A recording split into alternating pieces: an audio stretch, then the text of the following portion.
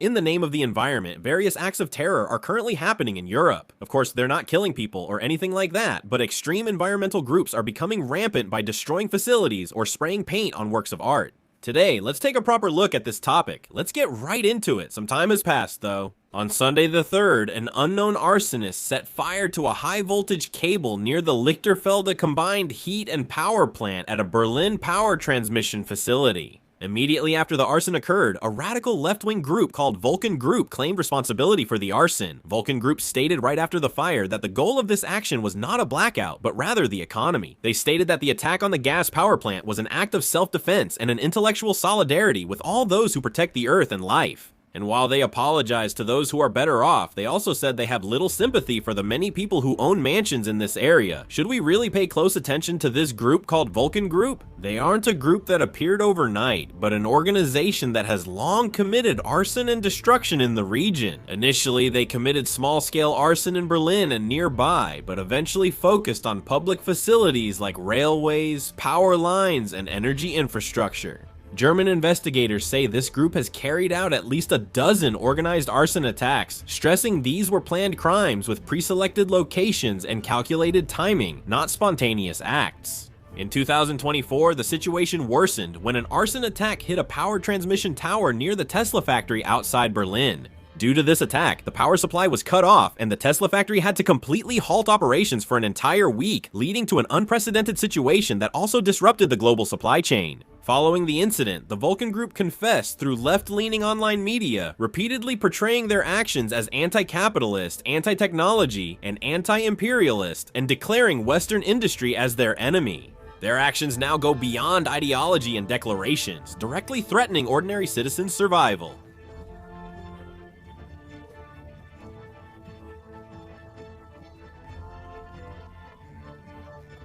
As the attacks occurred over the course of a month, the damage became uncontrollable, and with temperatures dropping to -10 degrees Celsius, residents who lost heating were left in a situation where they had to worry about their very survival. Telecommunications centers were damaged, causing more areas to lose mobile and communication services. In some regions, even emergency calls couldn't connect, creating danger. Even hospitals lost power, delaying surgeries, forcing ICUs to use emergency generators, and causing tense moments as staff relied on manual labor. The Berlin authorities quickly provided accommodation support and evacuated residents, and with the cooperation of the military and fire authorities, deployed emergency generators to manage the situation. However, during the time the city's functions were paralyzed, the fear and inconvenience experienced by citizens were beyond description. After the incident, German society no longer saw such groups as just protesters or activists. The Vulkan Group was now considered a security threat and terrorist organization. Kai Wegner, the mayor of Berlin, also held a press conference, strongly condemning the blackout as an act of terrorism. Mayor Kai Wegner stated that this was a terrorist attack on the entire city of Berlin by a radical terrorist group. He emphasized that this was not a minor arson incident or simple sabotage, but a clear act of terrorism. The German Federal Prosecutor's Office said it is investigating the incident as a terrorist crime.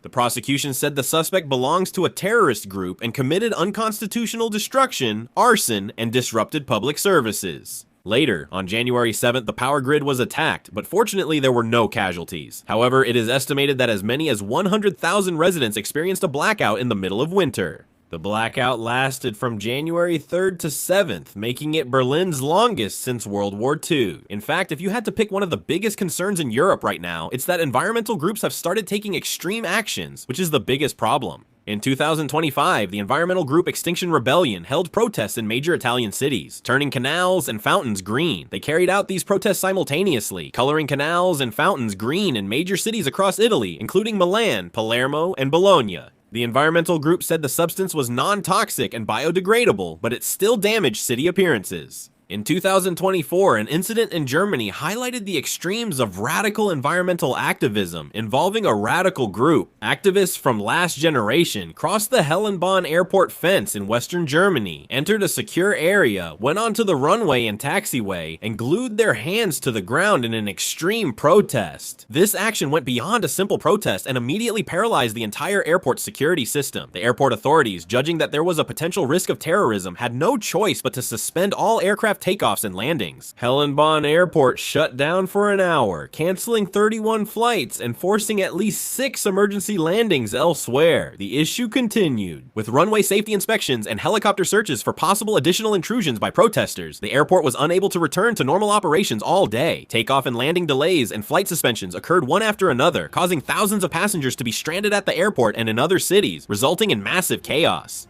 Air cargo operations were disrupted, freight schedules tangled, and congestion spread to roads and railways, so a small protest ended up impacting the region's transportation and economy simultaneously. The reason why German society took this incident so seriously is clear. They cited environmental reasons, but actually used civilian aviation infrastructure as leverage, risking a major disaster if a safety accident happened. The German government accelerated talks to revise airport security laws and increase penalties after this incident due to a sense of crisis that environmental activism was now directly threatening citizens' lives and infrastructure.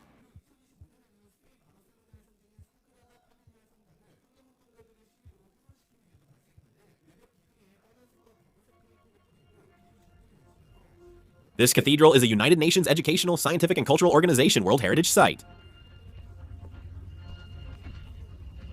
They sprayed paint there and keep showing extreme behavior by painting on artworks and cultural sites. Now, if you look at the reactions of various European governments, you can definitely feel that the atmosphere has changed. Until now, there was a strong tendency to protect these actions as much as possible under the name of environmental activism, considering them as political and social freedom of expression. However, as key national infrastructures like airports, power plants, and power grids have been repeatedly attacked, the perception itself has started to change. Germany, France, Italy, and the United Kingdom have agreed that environmental actions threatening public safety or national functions won't be tolerated, even if done for environmental protection. They are reviewing the use of terrorism charges, and more cases now apply the terrorism framework during investigations. There is increasing agreement that attacks on key infrastructure like power grids, airports, ports, and railways, which can cripple society, should be handled by national security and public order laws instead of assembly and demonstration laws. At the same time, there is also a movement to significantly increase the level of punishment for actions targeting public infrastructure. Germany and France are considering laws making intentional acts like airport runway intrusions or damaging power facilities punishable by imprisonment. Italy and Spain also stated they won't treat environmental activism as a mitigating factor for damage to cultural heritage or national facilities. Reports say law enforcement in several countries are sharing internal guidelines instructing immediate arrest, identification, and detention of protesters at airports and power plants for investigation.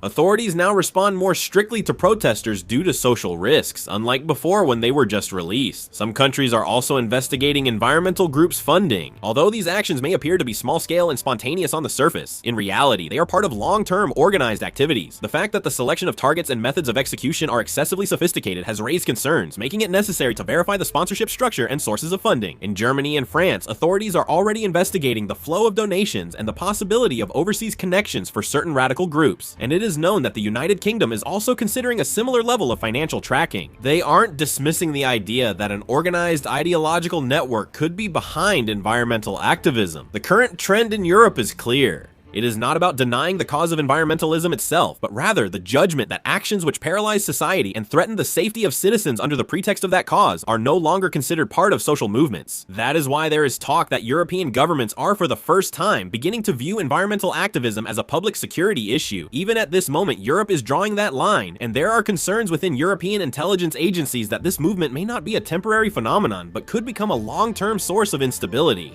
Analysis suggests that as social conflicts grow during the energy transition, radical groups may use this to justify more extreme actions. In the end, Europe is now at a crossroads where it can no longer postpone choosing between environmental protection and public safety. What do you think about these extreme environmentalist groups? Share your thoughts in the comments. Thanks for watching.